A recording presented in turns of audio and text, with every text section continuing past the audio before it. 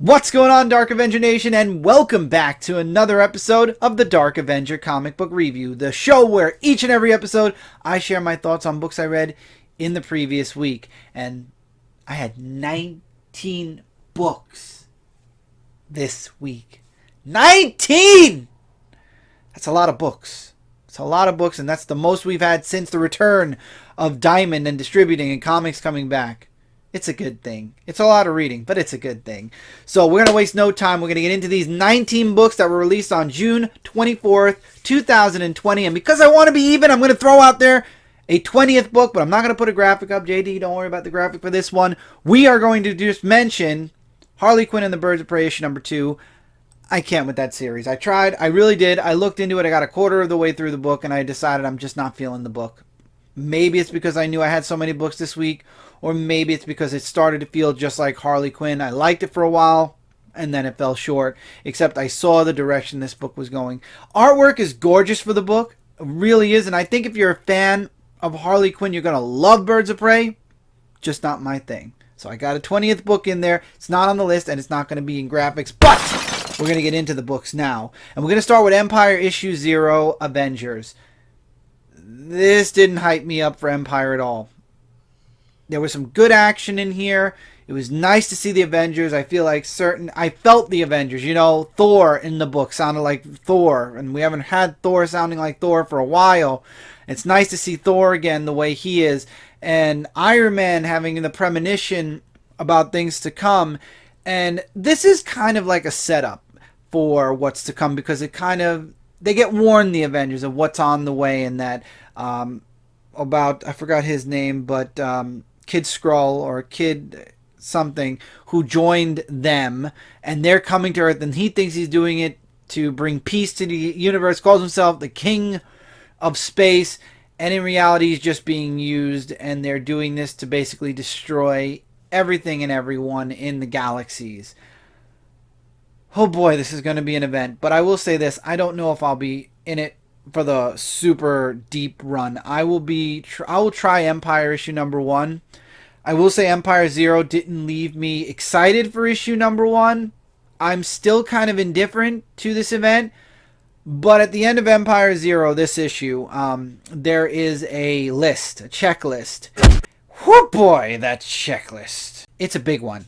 And I do not think I am going to be reading every single book in Empyre. I think I will be reading the main Empyre series, and I'm giving issue 1 a shot. If it does not grasp me, I probably will not be sticking with Empyre. Also, we do get to see the Fantastic Four in the last panel. They end up bumping into the Armada in space. Again, this book had some really great moments, character moments. It didn't hype me for the event. I liked reading an Avenger book. It felt like an Avenger book. It was good, but I don't feel hyped for Empyre. Again, I've had and have low expectations for this event. However, this book itself felt like a really nice Avenger book. I loved the artwork in the book. The action was great. I'm just not hyped for the series. I'm not hyped for this event yet. Let's see if issue 1 hypes me. If it doesn't, you know what that means. Flash issue 756. This is the last story arc. We're going to the finish line, and you got Zoom racing around looking for people to join the Zoom family, to go against the Flash and his family. However, Barry is doing quite the opposite. He's telling his family, we get to see the Flash from China again, we get to see Kid Flash again, and he tells them that he doesn't want them to get involved. He wants them to find a safe place and hide out there. And he's going to deal with Zoom and his family on his own. And I love Iris, because Iris knows how to call Barry's BS. Why do I say that? Because Iris actually says towards the end of the book, when Kid Flash and the Flash from China want to help Barry, she actually says, it's not that he's protecting you. He is protecting you, but he also doesn't want you to see what he might have to do, and that's kill Zoom. So this is a very interesting story. This has been pretty strong so far. I enjoyed the last story arc. I like the team that Zoom is putting together with the turtle, and then at the very end of the book, he jumps into the future, which is still dark, and we don't know why.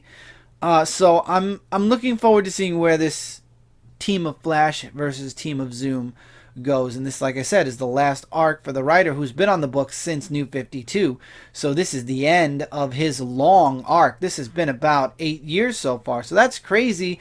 Awesome. And yeah, I'm looking forward to seeing how he ends his run and where Flash will go next. Next, we have Mercy issue number 3. This one, we get characters interacting with other characters. John interacting with Lady Helene. We have Lady Helene's, I forget the old man's name, but the little girl calls him Grandpa, and she still calls Lady Helene her mother, because I believe that Lady Helene was her mother, and then somehow was infected with whatever this sickness or this alien-like illness is. And what happens is she wants the little girl to explain what a mother exactly is. I don't understand. Why do you keep calling me mother when clearly I'm probably not? And she's explaining, yes, you are. And you get a whole rundown. And then there's this part in the book where Lady Helene, who doesn't really eat human food, she eats people because she is a monster, kind of. She has to eat human food, and she has to keep it down for a certain amount of time. So I love how they did like a whole eating of a turkey. And then what happens is after about 15 minutes, she ends up throwing it up because she can't keep it down. And it comes out like an acid. It's hilarious. That part was kind of hilarious. So she's looking for a date. She's there. She's trying to date this one guy who actually is fond of her. And the old man actually is I didn't know he was a monster as well, but he is. And he ends up feeding on someone. But now you've got these bounty hunters that are chasing after Lady Helene and this guy. And they show up and they're talking with the other woman who survived the train from issue number 1, where we find out it was her fault that all this infection's going around and this monster's loose. And now they actually were able to track down the old man, and they're going to use him as bait to bring Lady Helene and basically end.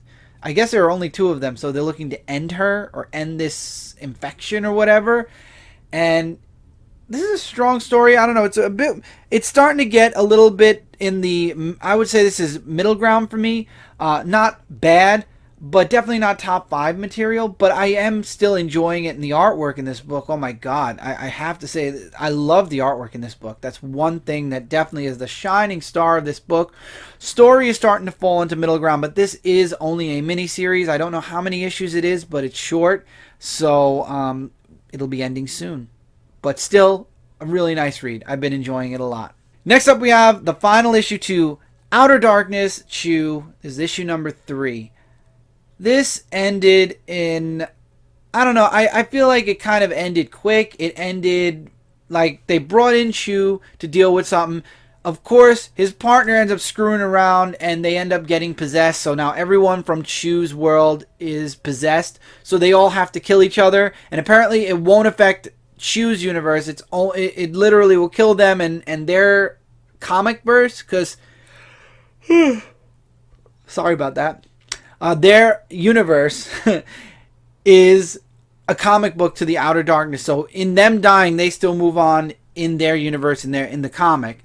So they end up having to kill each other. Long story short, but some of them do end up getting away. But that's it. That's the end of the book. That's how it ends. And it's like, okay, this is an interesting crossover. Looking forward to Chew, CHU, coming out, but this is an interesting mini. Again, I leave it up to the readers. If you like Outer Darkness, if you like Chew, it might be something you want to throw into your collection. It might be something you want to read. Ending just left me with a desire for wanting a little bit more before the end. Next up, we got Justice League Dark issue 23, the final chapter of this Rot versus Justice League Dark. And I love John Constantine, who wants to do a meeting with the Parliaments. And of course they fight Arcane. In the last issue we had Arcane fighting Abby. The fight happens at the beginning of this book, and then they end up leaving. Arcane ends up leaving and disappearing. And they get an audience with the Parliament, but John Constantine reveals something about another character that's in this book. Won't spoil that. And it leads to something that happens in the Parliament that the Justice League Dark are not going to soon forget and or forgive Constantine for, but in doing what he did, it gets him a seed, which he then goes to the Green and is able to plant the seed and bring Swamp Thing back to life. At the same time, you have Arcane, who is also in the green now. And with Swamp Thing's return, now Arcane goes back to being imprisoned. He turns Arcane into a tree and imprisons him forever because Abby's the one that is the head of the Rot now. She is the avatar of the Rot. So Swamp Thing returns. Abby finds out about it. Constantine leaves because obviously he can't be involved anymore because obviously everybody's going to be upset that he did what he did. And what happens is Zatanna ends up being healed as well. She was infected with Rot and she was healed by Abby. But she has a dream at the end of this issue and it involves the Upside Down Man again. I remember the Upside Down Man from the first issue of the series when Mike was reviewing this. Will I come back for the next arc? To be determined. I will check out the next issue. If I like it, I will continue. If not, this was a nice arc for the Rot and for the death/return of Swamp Thing. I enjoyed it. Definitely an arc I could recommend. I did enjoy it immensely. Let's stay with the Justice League title and go with Justice League issue number 47, the finale. So what is going to save the world? Because the Justice League cannot beat this god that now wishes to be released. And James Corrigan is the only one that can save them. And how is he going to do that? And he comes to the revelation. I forgave myself, but I never did. I never said these words before, and this is going to fix everything. He forgave God. And in doing that, he regains the power of the Specter. He apologizes also in forgiving God. He also apologizes for the way he was. And in becoming the Specter again, he's able to help the Justice League. The Justice League save the day. The Amazons show up and they fight off against the God and they lock him away. Specter's back. The Justice League, the big lesson here is never to do things in anger, that there is always resolve. That is the moral of the story, is resolve over resentment. And I love how Superman apologizes again to Batman and says, you were right, I should have told you first. I don't regret my decision telling the world, but I do regret not telling you first. I regret him telling the world, but I mean, that's a horse of a different color, and we're not getting into that anymore because I'm tired of talking about that. We'll talk about it after runs are done and newer people come on board, and we'll see if things change. But anyway, I really like this issue a lot. I'm very sad to see Rob Venditti leave. Beautiful art. This was a great conclusion to the story, and I really don't say that too often when it comes to the Spectre because I'm not really a huge Spectre fan, but this was good. Definitely check out Justice League. This run was awesome. Next, we have Star Wars Bounty Hunters, issue number 3. This issue was action-packed. This had a flashback with Valance and I don't even know how you pronounce this one's name. Asisk? Well, he's one of Valance's old partners. He wants to know where Lash is.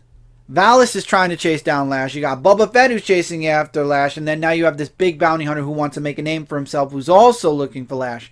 I love the fight that happens with Valance, and I'm not pronouncing that other person's name again. He ends up winning. We get a nice flashback where we find him when he first got all of his, he ended up becoming mostly droid because he got into an accident. So he got like skin put over the metal to make him look like he used to. And there's somebody who he's trying to reach out to, but he's too afraid to. And now we get a little bit of Lash in this book as well, but Valance's droid gets destroyed, and the coordinates for Lash are now given to this other bounty hunter who's trying to make a name for himself. What's going to happen next? I know because I saw the last page of this issue. If you didn't read it yet, the last page of this issue leaves two characters in a very precarious situation. It's going to be very interesting to see where both of them go and how this bounty plays out. Again, still questioning if Bounty Hunters is a miniseries, an ongoing series, if every arc is going to be different. I don't know, but I've been enjoying it. It definitely has been an enjoyable series so far. We're going to go into some AWA books again. Red Border. This book, issue number 2. This book is... It's lower on my list for AWA books. So the family that was rescued, the couple that was rescued by the guy from Texas, we get all of his family background in here. We meet all of his family, and they're so nice, so wonderful. There couldn't be anything wrong with this family at all. And they want to leave. And he's like, yeah, you could, but I would wait a little longer. People from across the border, illegals, things. Then the moment you start hearing people talk like that and trying to convince you to stay, you know something's wrong and you need to get the hell out of there. And I know that the husband felt that way, but the wife didn't. So they stayed an extra day. Things got a little bit weirder, and they end up deciding they're just going to leave. They're not going to tell anyone. They're just going to leave.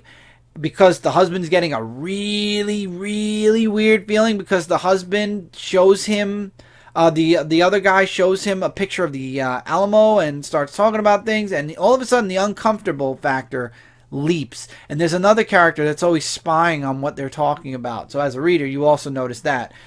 And as they leave, they almost get caught leaving, so they run and hide. And of course, cliche in any book, they end up hiding in a place that looks like it's just like a random cellar or attic or whatnot. And it's one of those rooms you definitely don't want to walk into in a horror movie. That's all I'm going to say. So it ends with that. So now, what are they going to do? They're in this room. They're being possibly followed. And if they get discovered in this room, I don't think they're going anywhere. I'm not spoiling what the room is either.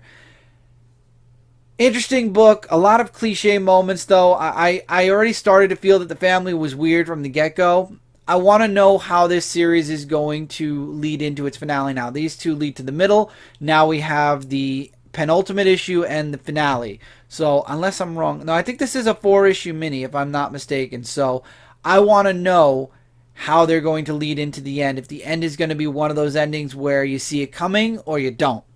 AWA hasn't let me down yet, so I'm looking forward to a possible surprise ending with Red Border. Very good artwork, very good as well. This art looked a little bit lighter than other books, I will say that. Year Zero, issue number 2. This book is in part of my top 5 AWA books. I've been liking it. So the zombie infestation is going on. This book, we get several different places with several different groups of people that are surviving through this. There's a group of, I believe, nuns, or they are women in a foreign country. There's a guy who's living in a bunker who saw this coming a mile away and is looking for anybody who survives. There is a place in Japan or Tokyo or China where things are going on. And you get introduced to all these characters, but will they mean anything is the question. Or are all of these going to be, is this book going to be separate stories that all come to their own conclusion by the time we get to the end of the Year Zero? Either way, it's really cool. The focus isn't on the zombies as much as it is the survivors. You do see zombies in this book. There are several moments where zombies come out, where there are moments where you see them. But for the most part, it's more about the survivors. And it's very interesting. It definitely gives you a Last of Us vibe a little bit. Not Last of Us, a Walking Dead vibe also. A little bit of both. Yeah, Last of Us and Walking Dead. I'd say a little bit of both.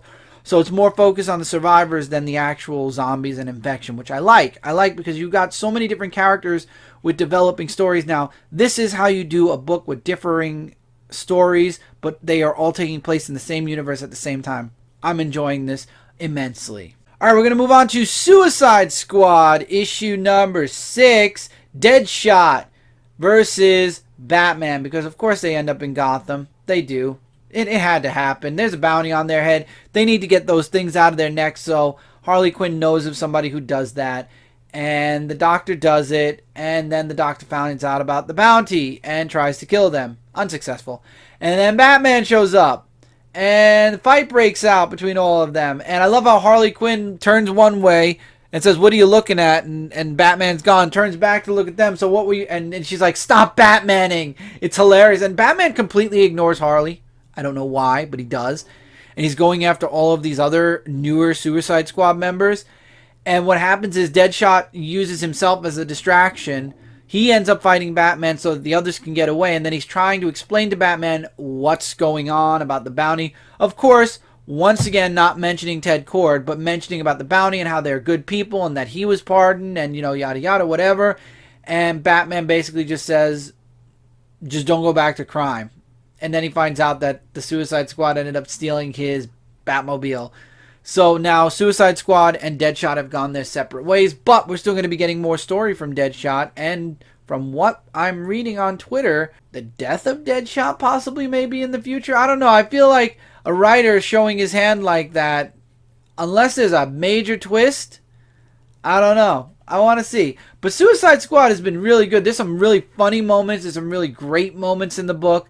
I feel like this book has been really solid, and it's only 6 issues in, and it's been super solid. So I would definitely recommend Suicide Squad. If you haven't been reading it, check out the first trade paperback when it comes out. You definitely will not be disappointed. Batman issue number 93, the end of the designer and the start to the Joker War. Or should I say this was just one big setup for the Joker War, because by the time you finish reading this issue, you will understand exactly what I mean. And I'm not going to give spoilers away, but I will say this. The designer is not what he seems. What Catwoman is doing is not what it seems.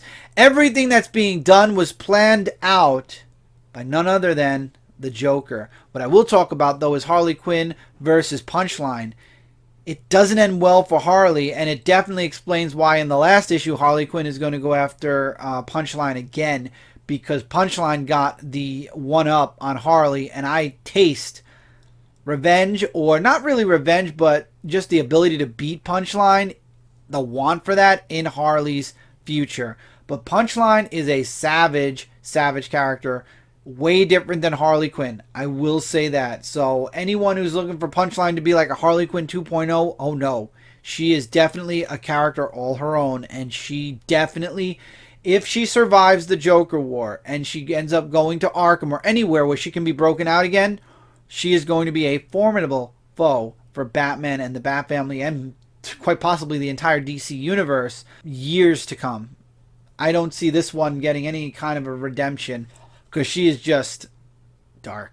So let's move into Transformers versus Terminator issue number 2. And I love how at first you think that this is a universe where the Transformers, both Autobots and Decepticons, survive, and it's in that universe.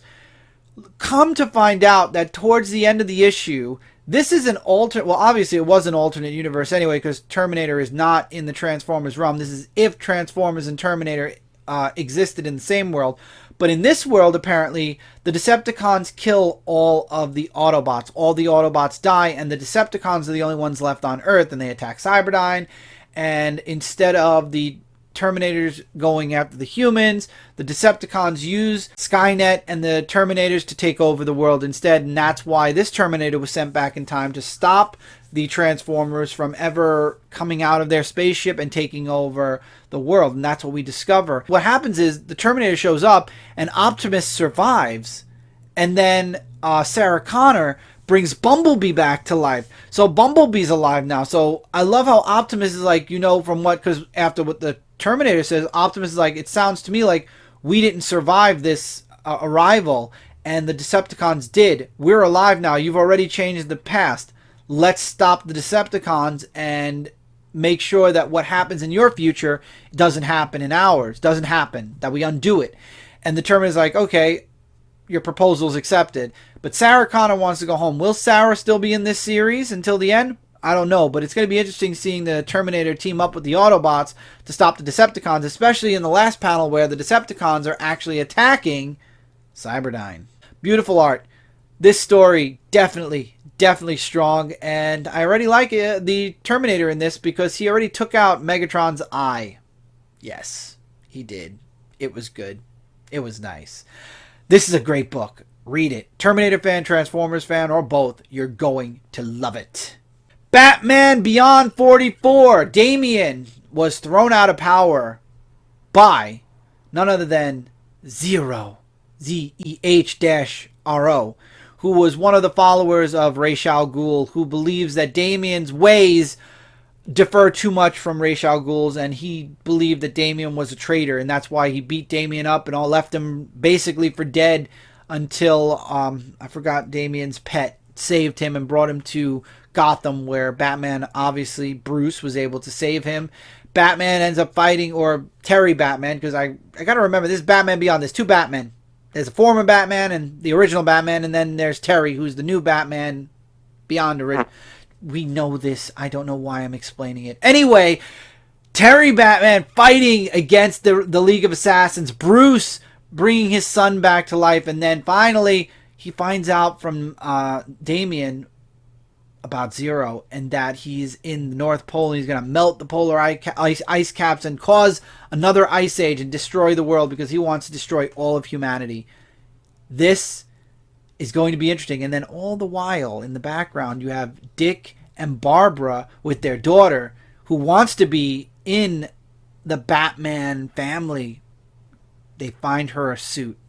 And we don't know what it is, but Dick's known about it for years, and it was buried in the old Batcave where they were able to bring it back because it was locked away and underneath all the rubble. That was good.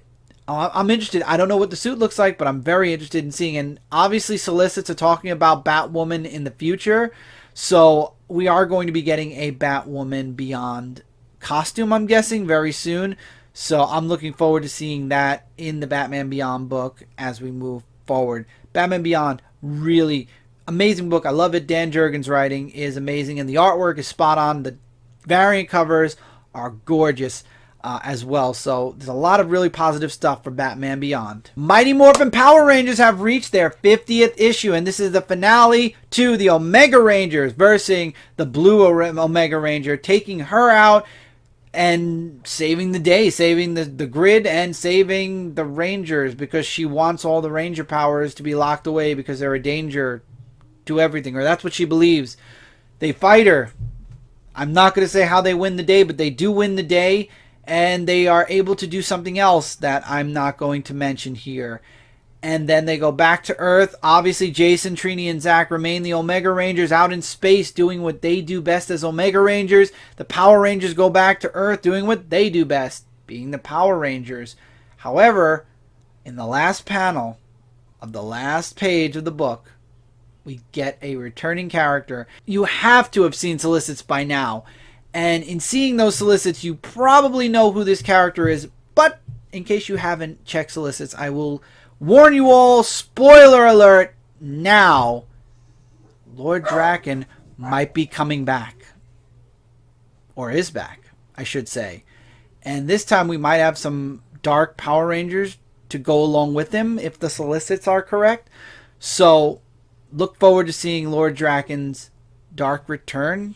Question mark? I don't know, but I'm looking forward to issue 51. Issue 50 was gorgeous. Oversized book. Great story. I'm glad that Jason, Trini, and Zach will remain the Omega Rangers, and also that Ranger Slayer Kimberly ends up going back to her world. She makes that decision at the end of this because she believes she needs to go back and face her past, and she is getting a one-shot that is coming out next month, so I'm looking forward to that. Power Rangers have been spot on amazing. We no longer have Go-Go. We have Mighty Morphin. Great series. You should be reading it. Immortal Hulk 34. It is a leader-only book. That's right. We're getting the leader. He is the main focus of this book. He's talking about the past, present, his death, and possibly what's going to be happening in the future. And one thing I like is how the leader changes throughout the book. We get to see him when he first appeared. We get to see him later on when his head looked like a brain instead of just one big, tall forehead. Now his head looks like a brain / long forehead. I don't know, but he looks very leader-like again. But we get a lot of backstory and how he came back to life. His connection to all of this, knowing he can't die now, and now what his plans are with the Hulk also. And he actually believes to be God. This is going to be a very interesting final arc to the Hulk. We did find out recently that Immortal Hulk 50 is going to be the end of Hulk. So if this is issue 34, we're going to get to 35 next. That means we are only going to have a handful of issues left. I mean, we've got a ways to go before we get to 50. Yeah, we do. But that's a lot of story about the leader versus the Hulk. So I'm really interested in seeing where this goes and then what will happen after this. Very interested. But Immortal Hulk has been a very, very, very strong series. So definitely a series you will want to check out. The first 2 hardcovers are out now.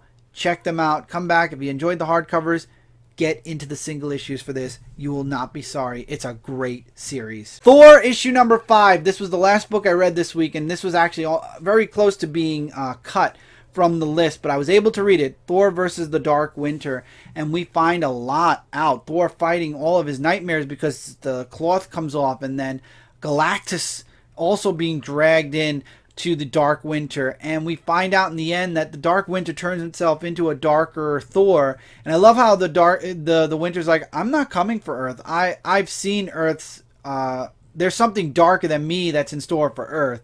I don't know if he's foreshadowing Empire or maybe something in the future, or maybe he's just saying that, or it is just saying that in general. And Galactus, of course, like, no, don't believe him, don't listen to anything he says.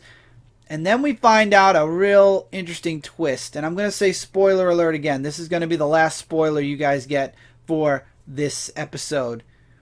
At the end of the issue, there's a lot of dialogue and a lot of stuff in between. So I'm not going to spoil everything, but I'm going to spoil one thing. We find out that Galactus might have been the herald to the Dark Winter. So that's right. Galactus may have had Silver Surfer and in this series Thor as his herald. But Galactus himself is a herald for the Dark Winter, and he escaped. And the Dark Winter wants him back. This has just cranked up my interest to 10. I was in the middle with this series. Now I'm invested to see where this ends. And I checked out Twitter, and in a recent tweet, Donny Cates said the next arc is going to be even darker than this arc.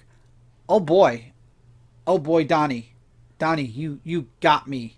I'm looking forward to Thor getting even darker in the next arc, and I'm looking forward to the end of this very arc right here. So Donny Cates has been doing really good work with Thor. If you haven't been checking it out, you only have 4 issues to catch up to this 5th issue. Definitely something to check out. That Texas Blood, issue number 1. I didn't know if I was going to read this book. Something told me to try it, and I did, because I love the artwork in the book, and the story looked interesting about this Joe Bob, and I'm not joking, that's his name, Joe Bob, who is celebrating his 70th birthday, and he is the sheriff of this town. And I love how you get a little bit of every character. Really, though, the focus is just on Joe Bob. He is really the only one that you see in the book, except for his wife for a couple of panels, a shopkeep for another couple of panels. Everybody else is either off panel or whatever until the very end of the book. And I love it because you get a little bit of his past too, because he's had there is a moment, I guess every police officer I'm sure has at least one story that haunts him. Well, Joe Bob has a haunting story, and he gets it in the form of a nightmare. And I love how his wife is like, you got to stop carrying this guilt. And she's on the radio, by the way. She's connected to his sheriff car radio. And when one of the deputies has to call him because of an issue, I love how they call him because of an issue. Oh no, there are 2 other characters you see, and that's the issue, which is there's a snake in this person's backyard, so you see them for a little while he's killing the snake, but he won't use his gun, so he uses a shovel instead, and it makes you wonder, why isn't he using the gun? Is it connected to that dream he had? Who knows? I don't know. But I do like how the deputy and the wife kind of are like, I don't like them cellular phones and stuff. It was funny. I could just hear most of these characters' voices in my head. So anyway, there is a couple in this book that you believe that the husband is very violent towards his wife. And I like how, I don't know if I agree with the sheriff being like, yeah, whatever, okay, and he walks away the first time because the wife didn't want to come out, wife didn't want to go to work all of a sudden, and that's when finally he sees the husband speeding down the street, and he ends up stopping him because he's speeding, and the husband is full of blood and has a gun in his hand.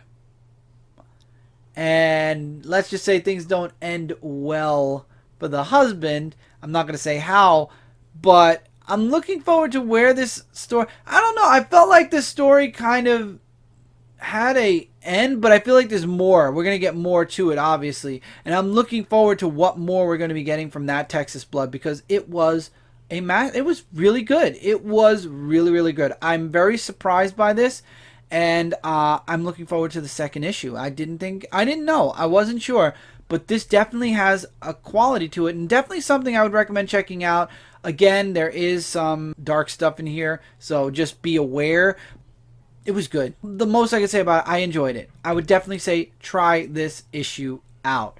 And Joe Bob is definitely a character I can get behind. I really like his character, and I'm curious what this is all about. And this is no supernatural, no superheroes, no nothing. This looks like it's a down-to-earth book. Or at least so far it does. I don't know if down the road something's going to happen. But for this first issue, I really enjoyed it. I really did. Definitely give this book a check out. Next, we have a huge book, and that is Green Lantern's 80th anniversary issue. It's a one-shot. It's a number one. It's a one-shot. And there are a bunch of stories in here, and we are already 36 minutes into this review, everyone. I'm just going to say that there is a story for every single Lantern in the known DC universe. Guy Gardner, John Stewart, Hal Jordan, Kyle Rayner. There's even one for Simon Baz and Jessica Cruz individually. And then there's also a Kilowog story in here, which was nice. There is a story for everyone, and then there's actually a future story that involves Guy Gardner, which really quickly I'll mention. It's when he's passed away and all the others, Hal, John, and Kyle, are reminiscing about Guy. And that was got me right here. It really did. In the heart. It really did. And this is obviously a possible future, not a definite one, but they're reliving what Guy means to all of them. And I love this book. This was a great one-shot. This 80th anniversary was worth your money. If you want to get an 80th anniversary, I love this one. I love the Robin 80th.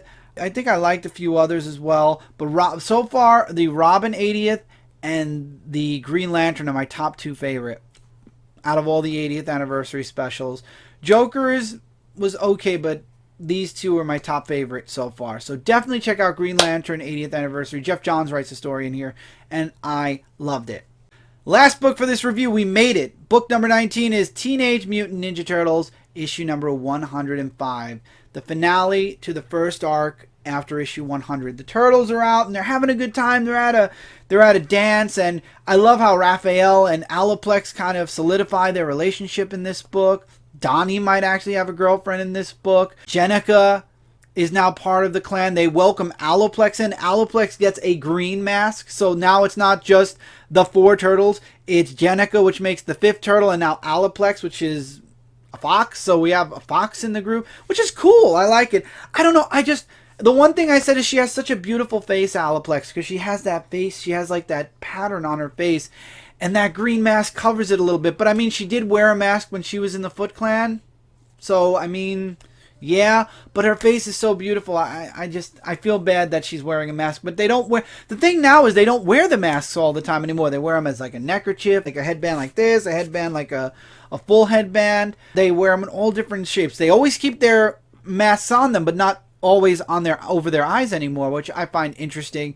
The artist is so good. The art is so beautiful for this book. I love it. I really do. And this was a really good story. And again, and I talked about this before, it's nice to have somebody else writing the Turtles a bit, because if it's always Tom Waltz and Kevin Eastman, when they do finally stop writing the book, even if it's for a time, it's going to shock the system.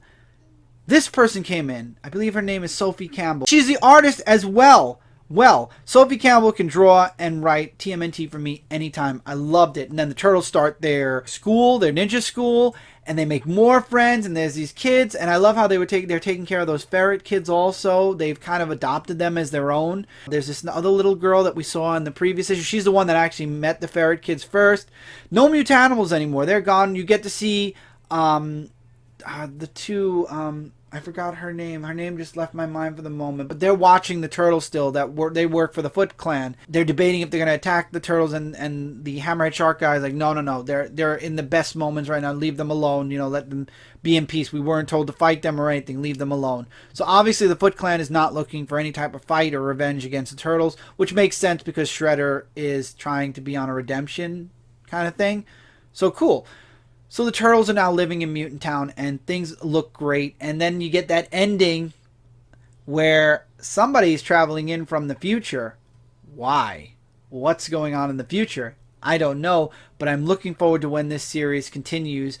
I don't see... Now, the coronavirus hit as 105 was being finalized, and it's even at the end of all the IDW books because of what's going on. I hope that they are back to work doing TMNT. Obviously, there's more to be told. It says to be continued. I just don't know if there might be a gap. I don't think there is, though. If I'm not mistaken, I believe 106 and 107 I have pre-ordered. So I believe they should be back on a normal schedule. We did have 2 months without books, so I believe that they started working on 106 and 7, so I believe we're moving forward with the Turtles. I really hope so. If there's a month gap, it makes sense because of the coronavirus. But I know for fact that they're coming back because I did make my order for books coming out in August. And that's there. And there's going to be a new TMNT mini coming out, The Last Ronin. I am super excited for that. Teenage Mutant Ninja Turtles has been just a beautiful pleasure to read. I know that Brant started reading it, I believe. I know Mike started reading it again. I don't know if he's a couple issues behind now. But this has been a really strong book. It always has been. And I'm not going to spoil too much, but I am going to be doing something with a TMNT book soon for the channel on shootingstaruniverse.com. So look forward to that. I'm not writing a comic. I'll tell you that now. I would love to work with Kevin Eastman. I would love to. I don't know if I could write a good TMNT story, though. See, again, it goes back to, as a writer, would I write them? Anyway, there is something involving TMNT that I'm going to be doing on this channel soon. So look forward to that. But Teenage Mutant Ninja Turtles, this book is gorgeous, amazing. Catch up. Do what I did for my birthday, but don't buy it all at once. Start with the first volume of the hardcover and work your way up. You will not be sorry. This series has been so good. First Turtle series to pass 100 issues, other than the one that was from Archie, but that was based off the cartoon. First comic verse series of TMNT that's gone beyond 100, and this series is going to go beyond 200. Quote me on that. I'm telling you, this series is going to go far because it has great writers, it has great story, it has great art. You cannot top the Turtles. They are in their height right now. Thank you, God. This is my #1 favorite book. Every time it comes out, this is the first book I have to read. I love it. And everybody should try it out at least once. And if you haven't tried it, like I said, there is a way, the hardcover. And with that, that's it for this review, everybody. As always, thank you so much for being here with me. Don't forget, top 5 covers out now, as well as most anticipated for July 1st. The next review is going to be super short as opposed to this super long review because there isn't much coming out July 1st. Don't know why. Maybe they should have moved some of these books over to July 1st. But anyway, I will be back next week with a review. There will be a most anticipated for the second week of July, which we hope is a lot bigger than the first week of July. And we'll have our next top 5 covers. If you want to know what my top 5 covers were for next week's books, go over and check out the top 5 covers for that. But until then, everybody. Oh, Jennika issue 3. Again, digitally, I could not find it. I will be reviewing Jennika issue 3 as soon as I get my hands on a copy. So I apologize. I know she's not in this review because I did the top 10 covers for this week and Jennika was on it. Issue 3 is going to be coming from DCBS for me soon. When I get it in the mail, I will review Jennika issue 3. So I know it came out this week. I apologize, everybody. I didn't get the book to review. So till then, everybody, I guess there's nothing left to do for this video except to cue the outro. Hey, did you enjoy that video? If you're new, consider clicking that subscribe button for more. Also, click that notification bell to be notified when live streams and videos are posted. Give this video a thumbs up if you liked it. Come over to Facebook.com and join the Dark Avenger Nation to continue the conversation beyond YouTube. Don't forget to check out my website, shootingstaruniverse.com, for all the content I do across the web. And for anything else, check the links in the description below. And as always, take care, keep reading, keep collecting, and I'll see you really soon in the next one.